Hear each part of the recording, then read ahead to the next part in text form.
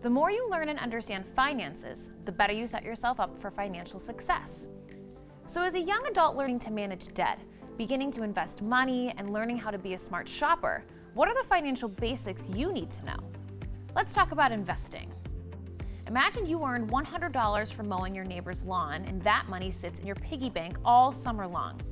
Now that money will never grow or be worth more than $100. However, if you let your friend borrow it for a $5 fee, it could grow into more money without you having to do anything besides not spend it. That is essentially what investing is. It's allocating extra income to generate a profit.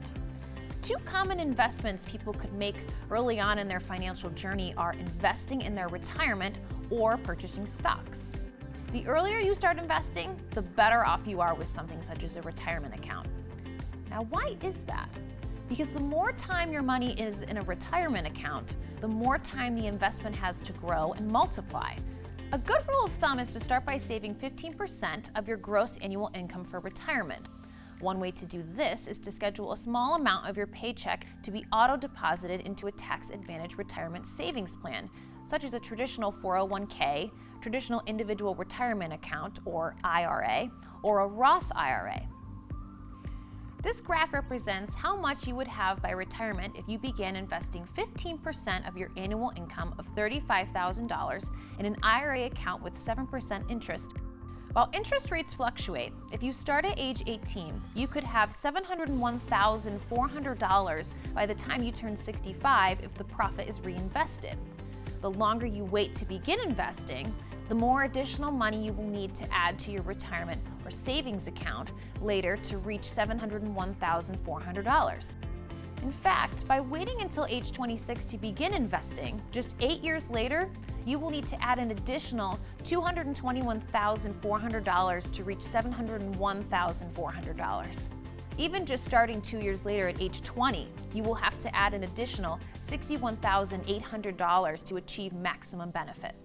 The key takeaway isn't to be discouraged if you can't start investing right after graduating high school, but to see how important planning ahead can be for your financial future. While it varies from state to state, Ohio states that you can open an IRA account at age 18. Prior to that, an IRA can be opened by a parent or guardian and is referred to as a custodial IRA.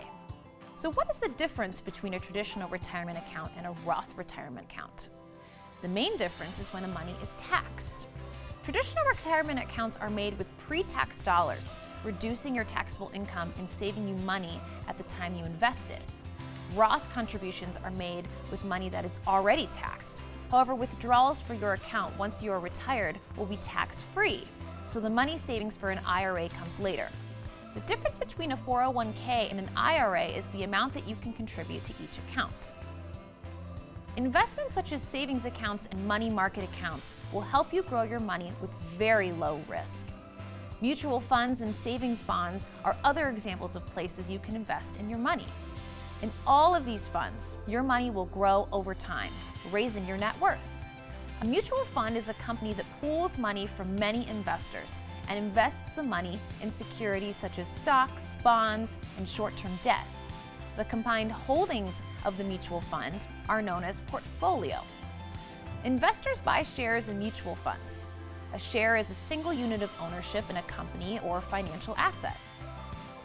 Savings bonds are also a long-term investment, similar again to loaning your friend $100, except you loan the government money and they pay you back the initial amount plus interest. You could also invest your money in an ETF. ETF stands for Exchange Traded Fund and is similar to a mutual fund in the concept that it can contain many investments from stocks, commodities, bonds, or a mixture of investment types. Now, with any sort of investment comes a degree of risk.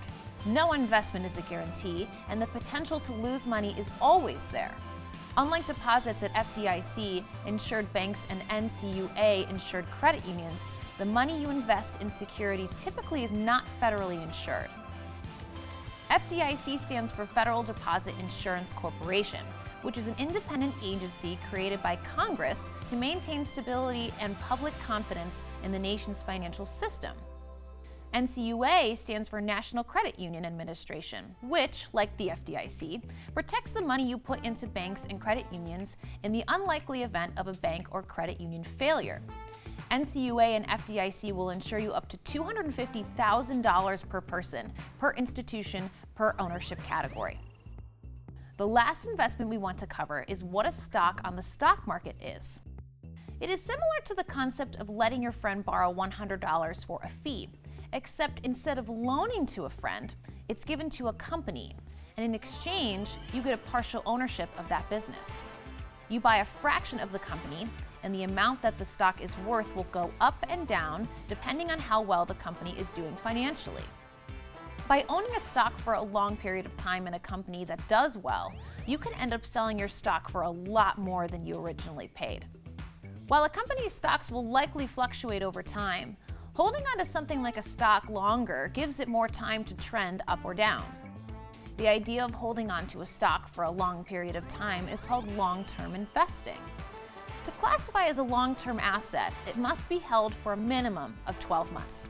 Since an IRA or traditional retirement account would be held until retirement, it will likely fall into the long-term investing category. Anything held for a time shorter than a year is a short-term investment. A good rule of thumb to follow is to never invest in something you don't fully understand. SEC stands for Securities and Exchange Commission. The SEC is a U.S. government agency created by Congress to regulate the securities markets and protect investors. The SEC's Office of Investor Education and Advocacy, or OIEA, provides a variety of services and tools to address the problems and questions you may face as an investor. You can learn more about the services they provide at investor.gov. So let's review what we have learned. A good rule of thumb is to save 15% of your gross annual income for retirement. There are multiple ways that you can invest money in more than one asset, such as investing in mutual funds, ETFs, and retirement accounts. Lastly, never invest in something you don't fully understand. The SEC's Office of Investor Education and Advocacy, or OIEA, provides a variety of services and tools to address the problems and questions you may face as an investor. You can learn more about the services they provide at investor.gov. Head over to wbgu.org/educational videos for more ways to improve your financial literacy. This financial literacy video was brought to you by a grant from the Ohio Broadcast Educational Media Commission and WBGU PBS, in consultation with the Ohio Department of Education. For more videos in our financial literacy series, please go to wbgu.org or visit WBGU PBS on YouTube.